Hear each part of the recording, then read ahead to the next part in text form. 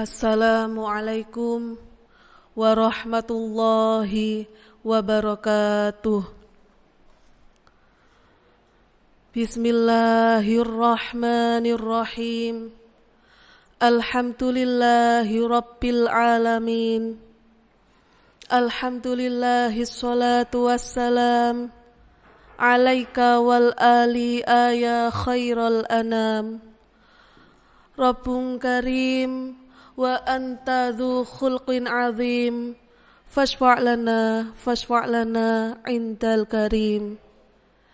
Ya ayyuhal ghawthu salamullah alaika rabbini biiznillah wanzur ilayya sayyidi binatrah muswilatil lil hadratil aliyah. Amma ba'du. Al-Mukarram para alim ulama yang kawula taati lan kawula hormati, serta kepada hadirin dan hadirat yang kami hormati pula. Syukur alhamdulillah kehadirat Allah Subhanahu wa taala.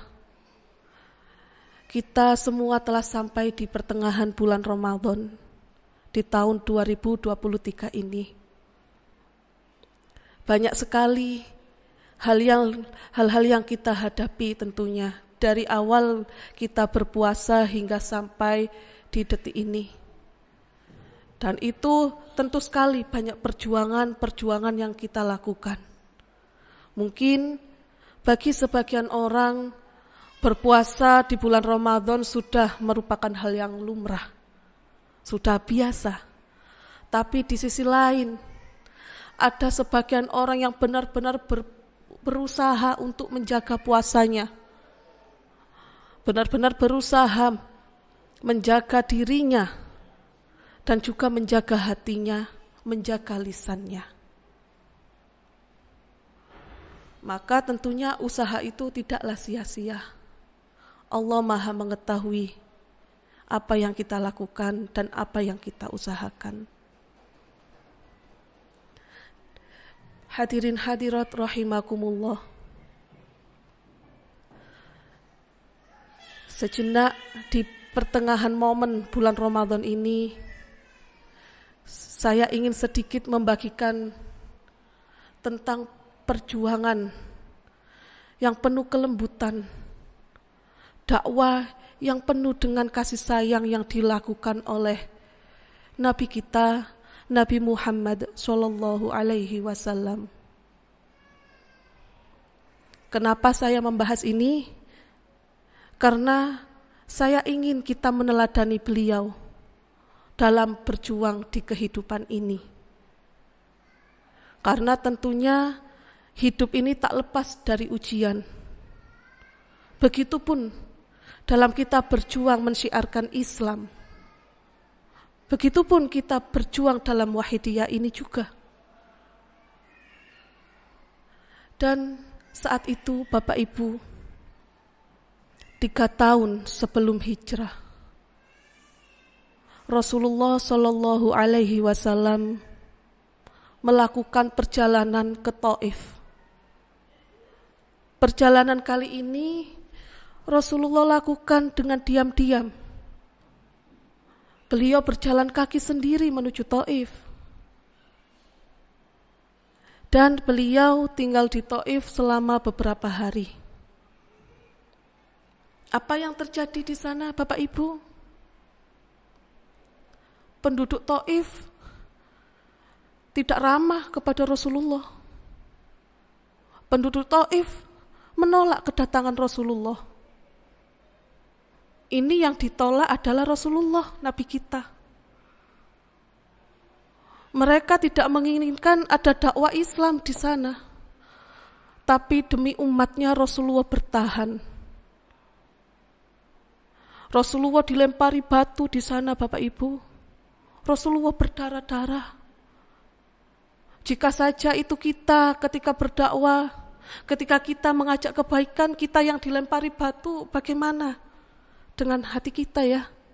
Apa yang kita lakukan? Mungkin kita sudah marah, kita berlari, dan tak akan kembali ke sana. Tapi inilah suatu momen kelembutan yang dicontohkan oleh Nabi kita. Rasulullah berdoa kepada Allah. Rasulullah hatinya sedih, dan Allah pun menerima doa itu. Sehingga Allah mengutus malaikat Jibril untuk menyampaikan kepada malaikat-malaikat penjaga gunung yang ada di sana. Jika saja Rasulullah berdoa, meminta apapun doa, maka malaikat penjaga gunung sudah siap untuk menjatuhkan gunung-gunungnya, untuk memberikan rasa sakit kepada penduduk Taif saat itu, karena sudah berani melempari batu oleh Rasulullah, sudah berani membuat Rasulullah berdarah-darah dan sedih hatinya. Tapi mendengar hal itu, apa yang dilakukan Rasulullah? Rasulullah menengadahkan tangan kepada Allah dan berdoa, Allahumma hdi qaumi wa innahum la ya'lamun. Ya Allah, tolong berilah petunjuk kepada kaumku, sesungguhnya mereka tidak mengetahui. Itulah Nabi kita, Bapak Ibu. Di balik rasa sedih beliau, di balik rasa sakit beliau karena dilempari oleh umatnya, Rasulullah tak pernah memendam rasa dendam. Justru Rasulullah mendoakan penduduk Taif agar tidak tertimpa azab. Hadirin hadirat yang dirahmati Allah, inilah pentingnya kita mengingat Rasulullah. Inilah pentingnya kita meneladani beliau dalam menjalani hidup ini. Karena hidup ini penuh tipu daya. Sekali kita tersesat, salah jalan, wallahu a'lam, dengan diri kita nanti. Tapi jika kita berpegang teguh pada tali agama Allah, kita senantiasa mengingat Allah dan Rasulullah, membaca sholawat, pasti Allah akan menunjukkan jalan. Semoga kita bisa meneladani beliau dalam menjalani hidup ini. Hidup ini keras bagi yang sedang diuji. Hakikatnya hidup ini adalah ujian, baik berupa senang maupun sedih. Jika kita tidak kembali kepada Allah hati kita, maka itu merupakan ujian. Hati-hati, gagal di dalamnya. Pentingnya kita membaca sholawat, menyebarkan sholawat agar kita senantiasa mengingat Rasulullah. Karena saya pernah melihat di YouTube itu, di sebuah negara itu ada warga muslim, mayoritas muslim di sana. Ketika ditanya, bisakah engkau membaca sholawat? Banyak dari mereka tak mampu dan tak ingat apa itu sholawat. Apa ya sholawat? Mereka bicara seperti itu. Berpindah tanya yang lain. Tolong bacalah sholawat, tapi banyak dari mereka yang tak mengenal itu sholawat. Disinilah pentingnya kita bersama-sama mengingatkan.